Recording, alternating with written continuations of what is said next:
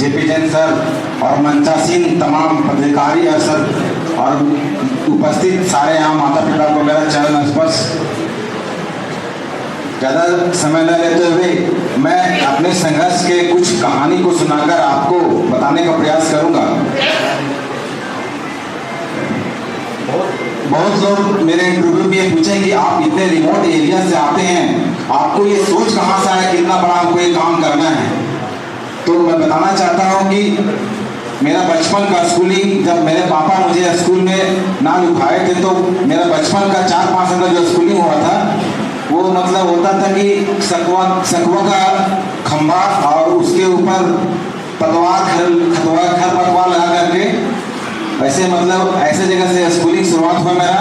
बरसात में पानी भी चूता था, उससे बरसात होने के बाद तो भीग करके घर जाते थे तो माँ मारती भी थी कि कहीं जगह नहीं था, रुक लेता, भीगते भीगते आ गया। तो इस तरह से मेरा स्कूलिंग शुरू हुआ बचपन में। उसके बाद 2002-01 के लगभग में मेरे पापा की मैट्रिक तक पास उनकी पढ़ाई हुई है तो न्यूज़पेपर मंगवाते थे।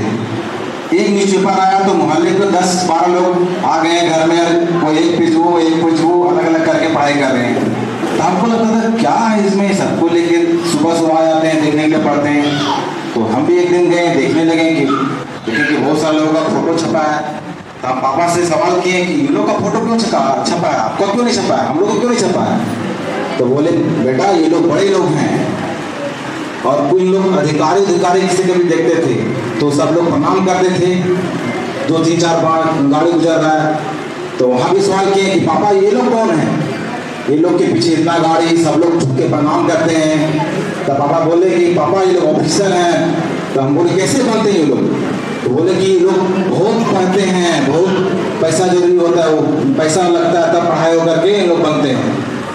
तो हमको लगा यार हमको भी तो पेपर में नाम छपवाना है फोटो, लेकिन पैसा तो मेरे घर में है नहीं, अधिकारी नहीं, तो क्रिकेटर बन जाएंगे क्योंकि क्रिकेटर लोग का बहुत फोटो आता है। 3 क्लास में पूरा क्रिकेट ही खेले हैं। बहुत डांट सुने कि इतना बड़ा देश में 11 प्लेयर सिर्फ खेलता है, तुम्हारा सिलेक्शन कैसे होगा, हम तुमको थोड़ी आगे खिला पाएंगे, मेरे पास तो पैसे भी नहीं है। बहुत प्रेशर मेरे पे पड़ा। जब 10 पास किए तो मुझे समझ में आ रहा है और मेरे अंदर जो आग जुनून था कि मुझे कुछ बड़ा करना है, मुझे भी पेपर में मेरा फोटो नाम आना चाहिए। तो जब मैं किसी तरह हजारीबाग पढ़ने के लिए आया 11 क्लास में, तो जिसमें लॉज में आता था वहाँ भैया लोग डिफेंस का तैयारी करते थे, आर्मी का। तो वहाँ आए तो सोचे यहाँ से कुछ हो सकता है। बोले अच्छा भैया बताइए डिफेंस आर्मी में बड़ा पोस्ट क्या होता है अधिकारी ऑफिसर का। तो बोला कि एनडीए का एग्जाम होता है, सीडीएस का एग्जाम होता है, उससे आप लेफ्टिनेंट जनरल कर्नल बनेंगे। तब हमको लगा हमको यही करना है। 12th पास के बाद एनडीए का एग्जाम दिए, क्वालिफाई किए, एसएसबी भी दिए थे इंटरव्यू, लेकिन इंटरव्यू में मेरा सिलेक्शन फाइनल नहीं हो पाया था। और चूंकि उसकी बहुत कम एज होता है, 19 साल तक होता है एज, मेरा क्रॉस हो के तैयारी करते करते, तो मुझे लगा कि आप क्या करें। फिर मुझे जानकारी हुआ यूपीएससी जेपीएससी के बारे में और इसमें मैं लगातार फिर तैयारी करते रहा। और उस तैयारी में मेरे माता पिता मतलब पिताजी कृषि कार्य करते हैं, मेरे माता जो भी उपजता है उनको बेचती है बाजार में।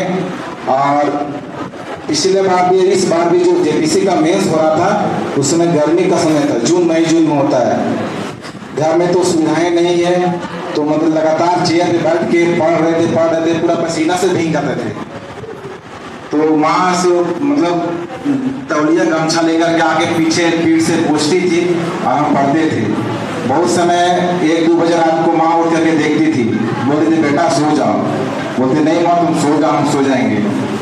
इसके पिछले 2022 में क्या होगा कि मेरे घर लाइट की सुविधा नहीं है, तो लाइन बहुत बार कट गया रात में। तो रात में कट गया, मेंस का एग्जाम है, तो उससे मेंस का एग्जाम में कैसे सोए हम। तो फिर 15 रुपए का मोमबत्ती आता है, मोमबत्ती जला करके पिछले बार 2022 में एग्जाम दिए मेंस का। संकल्प भाई है, मैं हूँ, सैदेश भाई भी हैं, रोबिन भाई भी हैं और भास्कर जो चले गए। 4-5 पिछले बार 7 में इंटरव्यू दिए थे, 5 में किसी का नहीं हुआ। इस बार 4-5 का हम लोग का सिलेक्शन हो गया, ये सबसे बड़ी बात है। और उस असफलता के बावजूद हम लोग ने हार नहीं माना, रेगुलर प्रैक्टिस करते रहे, प्रयास करते रहे और इस बार हम लोग सारे लोग को सफलता मिला है। तो